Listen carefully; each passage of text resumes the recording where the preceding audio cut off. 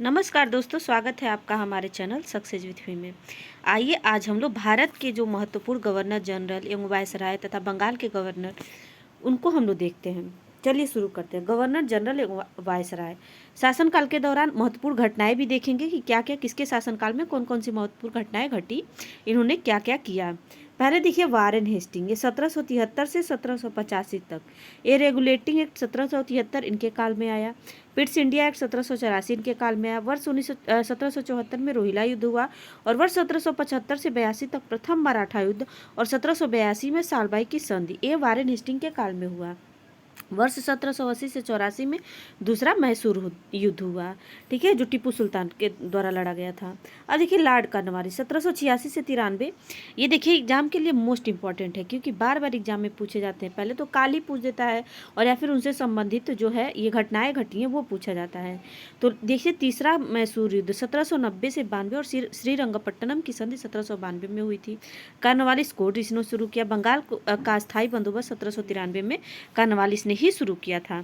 अब देखिए Lord Wellesley, ये देखिए सहायक संधि तो मतलब इतनी बार पूछा गया है कि सहायक संधि प्रणाली किसने शुरू की थी, तो किसने की थी? वेलेजली ने 1798 से 1805।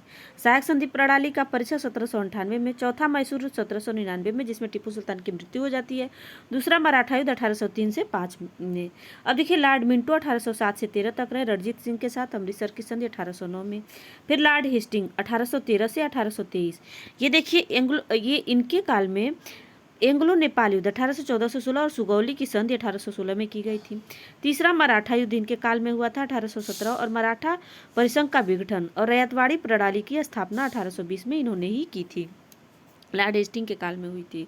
लॉर्ड एमरहस्ट 1823 से 28 इनका कार्यकाल था और पहला बर्मा युद्ध 1824 से 26। और देखिए इसके बाद यांडबू की संधि हुई थी, इसको भी याद रखिएगा, ठीक है।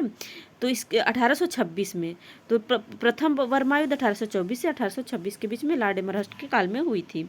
अब देखिए लॉर्ड विलियम बेंटिक 1828 से 1835, इस सती प्रथा का उन्मूलन इन्होंने 1829 में किया और 1833 का चार्टर एक्ट जो है इन्हीं के काल में आया था।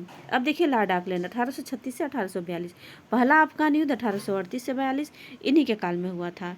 अब देखिए लॉर्ड हार्डिंग प्रथम, ये पहला आंग्ल सिख युद्ध इनके काल में हुआ था 1845-46 और लाहौर की संधि 1844 में हुई थी। इनके कार्यकाल थे, ये लॉर्ड हार्डिंग प्रथम है 1844 से 1848। कन्या भ्रूण हत्या का उन्मूलन जैसे सामाजिक सुधार इनके काल में हुआ था। अब देखिए डलहौजी 1848 से 56, दूसरा आंग्ल सिख युद्ध 1848 से 49 में। निचले वर्मा का अधिग्रहण 1852 में। व्यक्तिगत सिद्धांत, ये देखिए डॉक्ट्रिन ऑफ लैम्प इतनी बार पूछा जाए, मतलब इंग्लिश में भी पूछ देता है कि डॉक्ट्रिन ऑफ लैम्प्स या फिर व्यक्तिगत के सिद्धांत किसके द्वारा शुरू किया गया था, तो ये थे लॉर्ड डलहौजी। और वुड डिस्पैच का ये जो शिक्षा से संबंधित था 1854 में। वर्ष 1853 में बॉम्बे और ठाणे को जोड़ने वाली पहली रेलवे लाइन बिछाई गई और लोक निर्माण विभाग पीडब्ल्यूडी की स्थापना भी लॉर्ड डलहौजी के काल में हुई थी। अब देखिए लॉर्ड कैनिंग 1856 से 1862, इन्होंने वर्ष 1857 का विद्रोह इनके काल में हुआ। 1857 में कलकत्ता, मद्रास और बॉम्बे 3 विश्वविद्यालय की स्थापना की गई। यह देखिए 1857 में ये सब हुआ। ईस्ट इंडिया कंपनी का उन्मूलन और भारत सरकार अधिनियम 1858 शुरू और द्वारा ब्रिटिश क्राउन का प्रत्यक्ष नियंत्रण हो गया था। 1861 का भारतीय परिषद अधिनियम इन्हीं के काल में आया था। अब देखिए सर जॉन लॉरेंस, ये भूटान युद्ध 1865 में इनके काल में हुआ था। इनका कार्यकाल क्या है 1864 से 1869 और कलकत्ता, बॉम्बे, मद्रास में उच्च न्यायालयों की स्थापना 1865 में लॉर्ड जॉन लॉरेंस के काल में ही हुआ था। अब देखिए लीटन, ये दो हैं 1876 से 80 का कार्यकाल रहा है।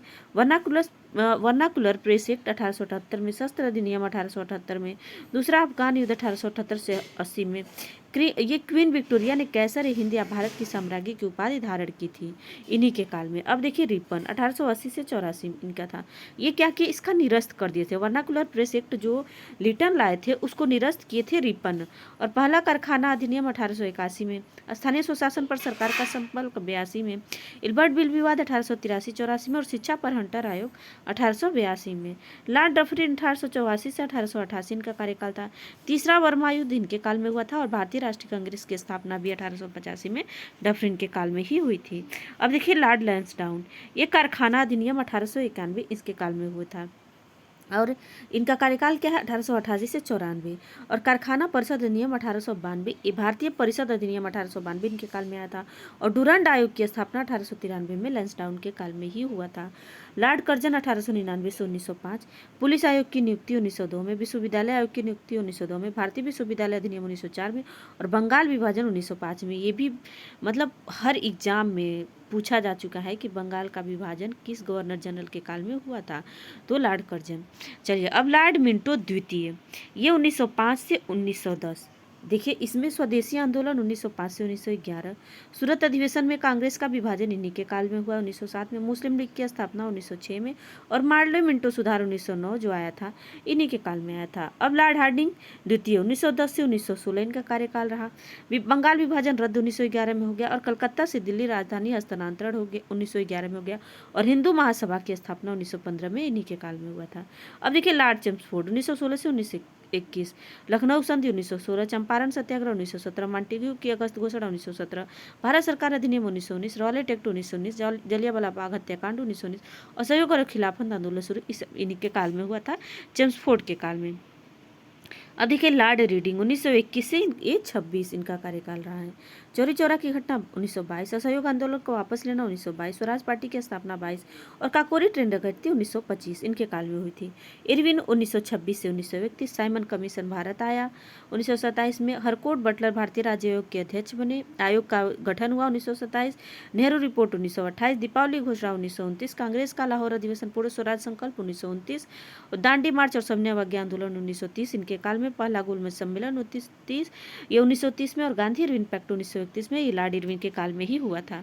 अब देखिए लॉर्ड वेलिंगटन, इनमें सांप्रदायिक अधिनिर्णय जो हुआ था ये 1931 से 1936 इनका कार्यकाल रहा।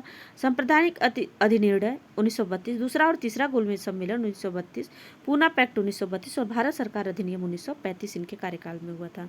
अब देखिए लिनलिथगो 1936 से 1944, द्वितीय विश्व युद्ध 1939 के शुरू होने के बाद कांग्रेस के मंत्रियों का इस्तीफा, त्रिपुरी संकट और फॉरवर्ड ब्लॉक का गठन, मुस्लिम लीग का लाहौर संकल्प, मुसलमानों के लिए एक अलग राज्य की मांग 1940 में, फिर अगस्त प्रस्ताव 1940 में, भारतीय सेना का गठन 1941 में, क्रिप्स मिशन 1942 में, और भारत छोड़ो आंदोलन 1942। ये सारी घटनाएं लिनलिथगो के काल में हुई थी।